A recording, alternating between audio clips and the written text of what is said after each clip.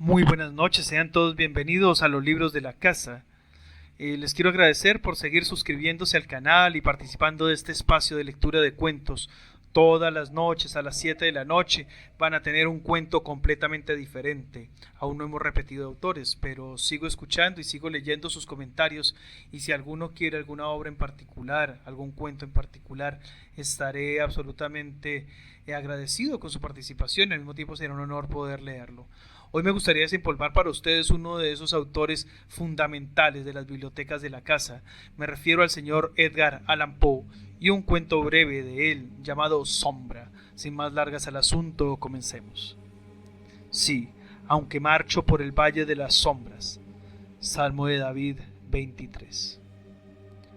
Vosotros, los que leéis aún, estáis entre los vivos, pero yo, el que escribe, habré entrado hace mucho en la región de las sombras, pues en verdad ocurrirán muchas cosas y se sabrán cosas secretas, y pasarán muchos siglos antes de que los hombres vean este escrito, y cuando lo hayan visto, habrá quienes no crean en él y otros dudarán, pues unos pocos habrá que encuentren razones para meditar frente a los caracteres aquí grabados con un estilo de hierro.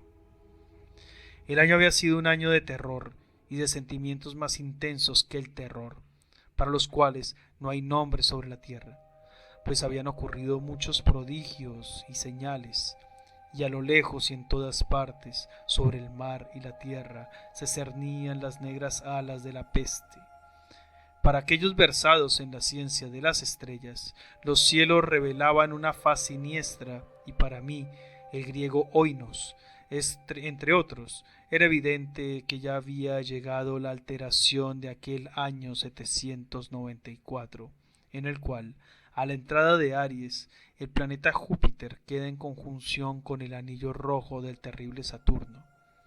Si mucho no me equivoco, el especial espíritu del cielo no sólo se manifestaba en el globo físico de la tierra, sino en las almas, en la imaginación y en las meditaciones de la humanidad. En una sombría ciudad llamada Ptolemais, en un noble palacio, nos hallábamos una noche 7 de nosotros frente a los frascos del rojo vino de Chios, y no había otra entrada a nuestra cámara que una alta puerta de bronce, y aquella puerta había sido fundida por el artesano Corinos, y por ser de raro mérito, se la aseguraba desde adentro. En el sombrío aposento, negras colgaduras alejaban de nuestra vista la luna, las cárdenas estrellas y las desiertas calles, pero el presagio y el recuerdo del mal no podían ser excluidos. Estábamos rodeados por cosas que no logro explicar distintamente, cosas materiales y espirituales, la pesadez de la atmósfera, un sentimiento de sofocación, de ansiedad, y por sobre todo, esa terrible sensación, ese terrible estado de la existencia que alcanzan los seres nerviosos cuando los sentidos están agudamente vivos y despiertos, mientras las facultades yacen amodorradas. Un peso muerto nos agobiaba. Caía sobre los cuerpos, los muebles, los vasos en que veíamos. Todo lo que nos rodeaba cedía a la depresión y se hundía. Todo menos las llamas de las 7 lámparas de hierro que iluminaban nuestra orgía. Alzándose en altas y esbeltas líneas de luz, continuaban ardiendo, pálidas e inmóviles, y en el espejo que su brillo engendraba en la redonda mesa de ébano a la cual nos sentábamos, cada uno veía la palidez de su propio rostro y el inquieto resplandor en las abatidas miradas de sus compañeros. Y sin embargo, reíamos y nos alegrábamos a nuestro modo, lleno de histeria, y cantábamos las canciones de Anacreonte, llenas de locura, y bebíamos copiosamente, aunque el purpúreo vino nos recordaba la sangre, porque en aquella cámara había otro de nosotros en la persona del joven Zoilo, muerto y amortajado, yacía tendido cuán largo era, genio y demonio de la escena. Ay, no participaba de nuestro regocijo, pero su rostro, convulsionado por la plaga, y sus ojos, donde la muerte solo había apagado a medias el fuego de la pestilencia, parecían interesarse en nuestra alegría, como quizá los muertos se interesan en la alegría de los que van a morir.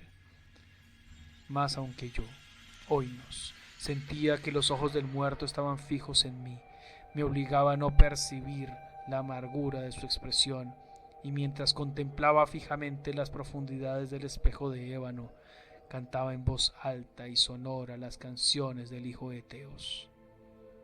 Poco a poco, sin embargo, mis canciones fueron callando y sus ecos, perdiéndose entre las tenebrosas colgaduras de la cámara, se debilitaron hasta volverse inaudibles y se apagaron completamente. Se apagó todo. Y he aquí que de aquellas tenebrosas colgaduras, donde se perdían los sonidos de la canción, se desprendió una profunda e indefinida sombra, una sombra como la que la luna, cuando está baja, podría extraer del cuerpo de un hombre. Pero esta no era la sombra de un hombre o de un dios, ni de ninguna cosa familiar. Y, después de temblar un instante, entre las colgaduras del aposento quedó, por fin, a plena vista sobre la superficie de la puerta de bronce. Mas la sombra era vaga e informe, indefinida, y no era la sombra de un hombre o de un dios, ni un dios de Grecia, ni un dios de Caldea, ni un dios egipcio. Y la sombra se detuvo en la entrada de bronce, bajo el arco del establamento de la puerta, y sin moverse, sin decir una palabra, permaneció inmóvil.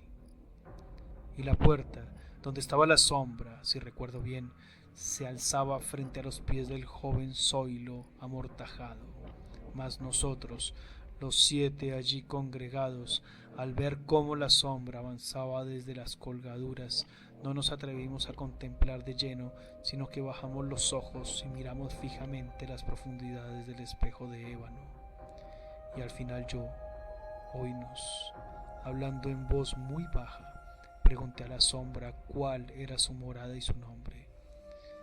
Y la sombra contestó: yo soy sombra, y mi morada está al alto de las catacumbas de Ptolemais, y cerca de las oscuras planicies de Clísego, que ordenan al impuro canal de Caronte. Y entonces los 7 nos levantamos llenos de horror y permanecimos de pie temblando, estremecidos, pálidos, porque el tono de la voz de la sombra no era el tono de un solo ser, sino el de una multitud de seres, y variando en sus cadencias de una sílaba a otra, penetraba oscuramente en nuestros oídos con los asuntos y el acento familiar y harto recordados de 1000 y 1000 amigos muertos.